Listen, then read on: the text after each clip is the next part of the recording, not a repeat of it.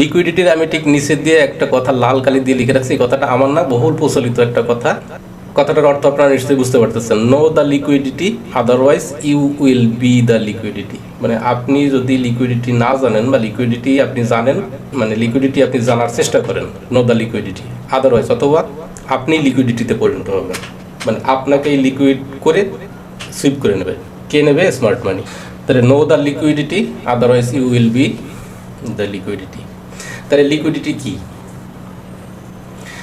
Liquidity হচ্ছে order block এবং stop loss. Liquidity মানে সহজভাবে অর্থ, টাকা, মানে ধন সম্পদ, অর্থ, সেই অর্থ। তাহলে লিকুইডিটি মানে সহজভাবে অর্থ বা বড় কাউন্টার অর্ডার, যা অবশ্যই পূরণ করতে হবে।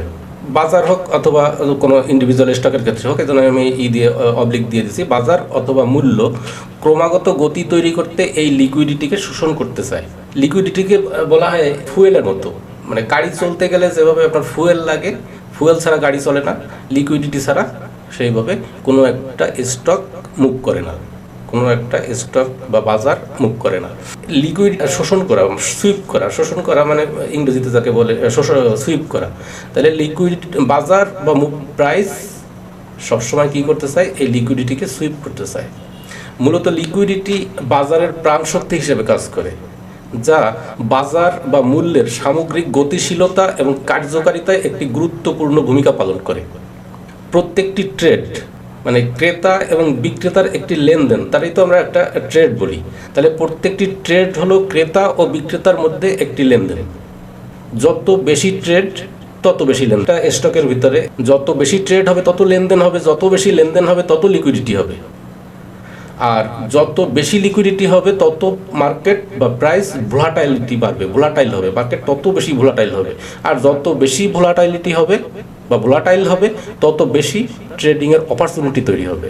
তাহলে লিকুইডিটি কি? লিকুইডিটি হলো কাউন্টার অর্ডার। যে এই জায়গাটা আমি লিখে দিচ্ছি, লিকুইডিটি ইকুয়াল টু অর্ডারস আর স্টপ লস। এটা আমরা আরও নিচে যখন যাবো তখন আপনারা বুঝতে পারবেন। অর্ডার তো থাকবে অর্ডার ব্লকে, আর স্টপ লসটা থাকে কোথায় এটা তো জানেন আপনারা। যে কোনো সুইং হাই, সুইং লো বা যেইখানটায় একটা পিওআই থাকে, আমরা সাধারণত কী করি? পিওআই এর ঠিক নিচে দিয়ে স্টপ লসগুলো রাখার চেষ্টা করি। তাহলে এই জায়গাগুলোতে যেই অর্ডারগুলো থাকে, পেন্ডিং অর্ডারগুলো থাকে, এইগুলোকে লিকুইডিটি বলা হয়। ইম্পর্টেন্ট পয়েন্ট আছে একটা, identifying or grabbing the liquidity before price reaching an order block make it perfect trading opportunity। মানে একটা প্রাইস অর্ডার ব্লকে যাওয়ার আগে থেকেই যদি আপনি খুঁজে বের করতে পারেন বা ধরতে পারেন যে প্রাইসটা অর্ডার ব্লকের দিকে যাচ্ছে লিকুইডিটি সুইপ করার জন্য, তাহলে এইটা আপনার জন্য একটা ভালো ট্রেডিং অপরচুনিটি হতে পারে। ইটস নট এ ল। এরপরে আমরা দেখি যে হোয়ার ক্যান উই ফাউন্ড, আমরা লিকুইডিটি কোথায় কোথায় পাইতে পারি। Where can liquidity are found? Liquidity is where retail traders gate involved in the market or any specific stock. Liquidity zone হলো চার্টের মধ্যে এমন জোন যেখানে প্রচুর পরিমাণে স্টপ লস বা বাই সেল অর্ডারগুলো পেন্ডিং অবস্থায় থাকে। বাই সেল একসাথে তো আর থাকে না, যখন আপনার হাইয়ের কথা হবে তখন আসবে সেল অর্ডার, আর যখন নিচের থেকে উপর দিকে যাবে তখন হচ্ছে বাই অর্ডার। এইটা সিচুয়েশন অনুযায়ী। তাহলে লিকুইডিটি জোন হলো চার্টের ভিতরে এমন এরিয়া যেখানে প্রচুর পরিমাণে স্টপ লস বা বাই বা সেল অর্ডারগুলো পেন্ডিং অবস্থায় থাকে। আর লিকুইডিটি এরিয়া মানে এই অংশগুলোতে থাকে। এরপরেও আমরা স্পেসিফিকভাবে আরও কয়েকটা পয়েন্টে দেখবো যে কোথায় কোথায় লিকুইডিটিগুলো থাকে। যেমন প্রথমে লিকুইডিটি কোথায় থাকে? লিকুইডিটি থাকে ইকুয়াল লো আর সুইং লো। ইকুয়াল লো, সুইং লো। এখন ইকুয়াল লো, সুইং লো কী জিনিস? ধরেন এইভাবে যখন একটা প্রাইস মুভমেন্ট করে, যখন এই যে একই জায়গায় এই একটা মাথা, এই একটা মাথা যখন একই জায়গায় আসে তখন সেইটাকে বলা হয় ইকুয়াল লো। এই যে ইকুয়াল লো, এর ঠিক নিচে দিয়ে লিকুইডিটি থাকে। এই ইকুয়াল লো এর নিচে লিকুইডিটি থাকে। এর নিচে কেন লিকুইডিটি থাকে?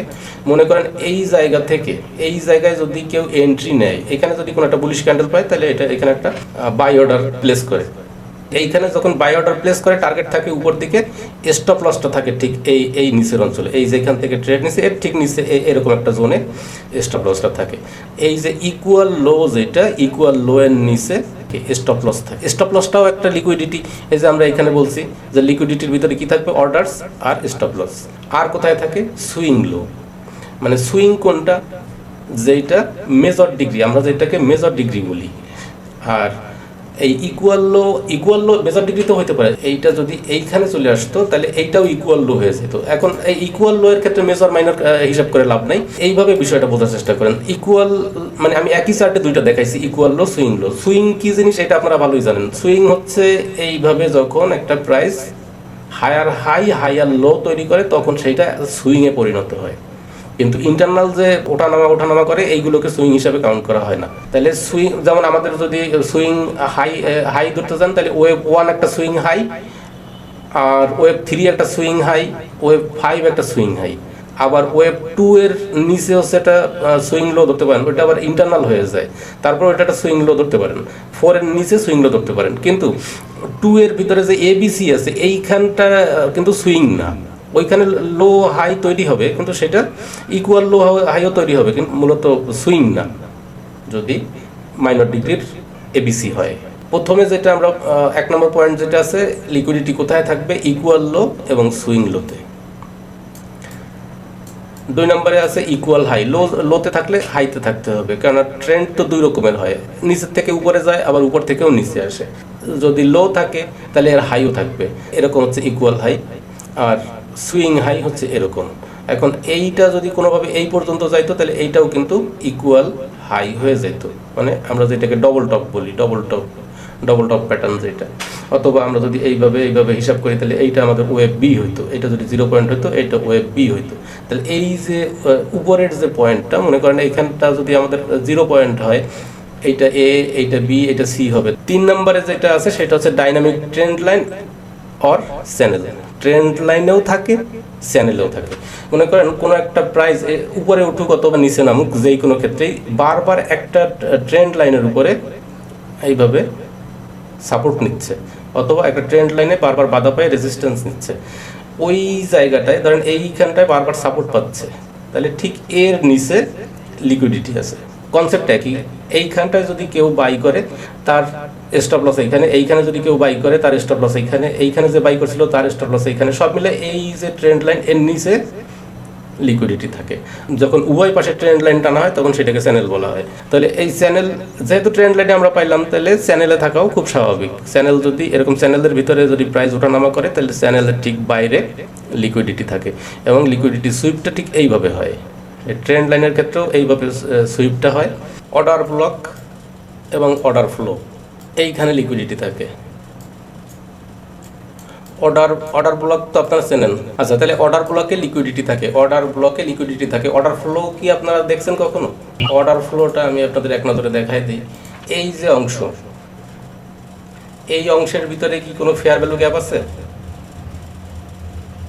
এই অংশের ভিতরে কোনো ফেয়ার ভ্যালু গ্যাপ নেই, এই অংশের ভিতরেও কোনো ফেয়ার ভ্যালু গ্যাপ নেই। কিন্তু এইখান থেকে প্রাইসটা নিচে কেন আসলো আর এইখান থেকে ট্যাপ করে কেন উপরে গেল? একটা কারণ তো আছে, বিনা কারণে তো কোনো কিছুই ঘটে না। চার্টের ভিতরে কোনো কিছু বিনা কারণে ঘটে না, প্রত্যেকটার একটা কারণ আছে। এরকম সিচুয়েশন যদি তৈরি হয় সেই ক্ষেত্রে আমাদের বা ভ্যালিড কোনো রিজন পাচ্ছি না যে এখান থেকে প্রাইস ব্যাক করতে পারে, সেই ক্ষেত্রে আমাদের কি করতে হবে, যত কিছু আমরা জানি সব কিছু একটা মাথার ভিতরে ঘুরাইতে হবে এবং এখানে মিলাই দেখতে হবে যে সে খাটে কিনা। এখন অর্ডার ফ্লো জিনিসটা হচ্ছে এইভাবে একটা মুভ ওঠার পরে এইখান থেকে এই পর্যন্ত এইটাকে বলা হয় order flow area, order flow zone. আমাদের এই যে অংশ, এই অংশের কি হবে, এইখান থেকে তার অর্ডার শুরু হয়েছে এবং এই পর্যন্ত তার ফিল হয়েছে, তাহলে এই জিনিসটা হচ্ছে অর্ডার ফ্লো এরিয়া। এখন অর্ডার ফ্লো এরিয়া কিভাবে কি করে, অর্ডার ফ্লো এরিয়ার এই টপ থেকে বটম এইভাবে ধরতে হয়, ধরার পরে এর 50%টা খুব গুরুত্বপূর্ণ। এই যে 50%। এখন এত কষ্ট যদি করতে না আসেন তাহলে আপনারা এই জায়গা থেকে এইটা নেবেন, এই বক্সে যদি মিডিল লাইন টানা থাকে তাহলে আর কিছুই লাগবে না। এইখান থেকে এই টপ থেকে এই বটম পর্যন্ত ধরলে এর 50% এরিয়া বেশিরভাগ সময় অর্ডার ব্লক হিসেবে কাজ করে। তাহলে অর্ডার ব্লকে লিকুইডিটি থাকবে, সেই সাথে অর্ডার ফ্লোতেও লিকুইডিটি থাকবে। আর কোথায় থাকবে? সাপোর্ট এবং রেসিস্ট্যান্স। একটা সুইং হাই যেখানে প্রাইস বাধাগ্রস্ত হওয়ার পর্যাপ্ত কারণ আছে এবং পূর্বেও প্রাইস সেইখানে ধরেন গেছে, যাওয়ার পরে সেখান থেকে পুনরায় ব্যাক করছে, তাহলে সেইটা রেজিস্ট্যান্স। আর নিচের থেকে যদি এইভাবে হয় তাহলে এটা সাপোর্ট। তাহলে সাপোর্ট এবং রেজিস্ট্যান্সের, সাপোর্টের নিচে রেজিস্ট্যান্সের উপরে লিকুইডিটি থাকে, অনেক সময় নিচেও থাকে, এইটার উপরেও থাকে, মানে এর উভয় পাশে লিকুইডিটি থাকে। এই জন্য এই সব জোনগুলো, সাপোর্ট রেজিস্ট্যান্স জোন নিয়ে যদি কাজ করেন, কোনো সময় একটা ট্রেন্ড লাইন আঁকাবেন না, এরকম একটা বক্স আকারে আঁকাবেন, একটা জোন আঁকাবেন যে এই জোনের ভিতরে লিকুইডিটি আছে। সাপোর্টের ক্ষেত্রেও সেই একইভাবে করবেন। ইভেন যদি আপনাদের সম্ভব হয়, সম্ভব না হওয়ার কোনো কারণ নাই, আপনারা ট্রেন্ড লাইনও সবসময় বক্স আকারে আঁকানোর চেষ্টা করবেন। এই হচ্ছে এই পাশেরটা, আর এই হচ্ছে এই পাশেরটা। এরকম একটু জায়গা রাখবেন, কারণ একদম প্রত্যেকটা জিনিস যে দাগের থেকেই অ্যাকুরেটভাবে উঠবে এরকম কোনো গ্যারান্টি নেই। তাহলে এইভাবে করলে আপনার অ্যাকিউরেসি বাড়বে। প্রিভিয়াস ক্যান্ডেলের বডি এবং শ্যাডো, প্রিভিয়াস ক্যান্ডেলের বডি এবং শ্যাডোতে লিকুইডিটি থাকে। হায়ার টাইম ফ্রেমের ক্যান্ডেল, তার বডির ভিতরেও লিকুইডিটি থাকে, শ্যাডোর ভিতরেও লিকুইডিটি থাকে। ক্যান্ডেলের বডি এবং শ্যাডোর ভিতরে লিকুইডিটি থাকে। ফিবোনাচি লেভেলে লিকুইডিটি থাকে। যেমন আমরা যে জানি যে 38.2, তারপরে 50%, 61.8%, এইগুলো গোল্ডেন রেশিও বলা হয়। এই গোল্ডেন রেশিওগুলোতে লিকুইডিটি থাকে। তারপরে কোথায় থাকে? Structural level. স্ট্রাকচারাল লেভেল কি? স্ট্রাকচারাল লেভেল হচ্ছে higher low, higher high, lower high, lower low. Structural liquidity যেইটা, সেইটা কোথায় কোথায় থাকবে? Higher high, higher low, higher high, lower high, lower low. এই যে অংশগুলো, মানে এক একটা সুইংয়ের মাথায় মাথায় লিকুইডিটি থাকবে, আপার সাইড হোক লোয়ার সাইড হোক।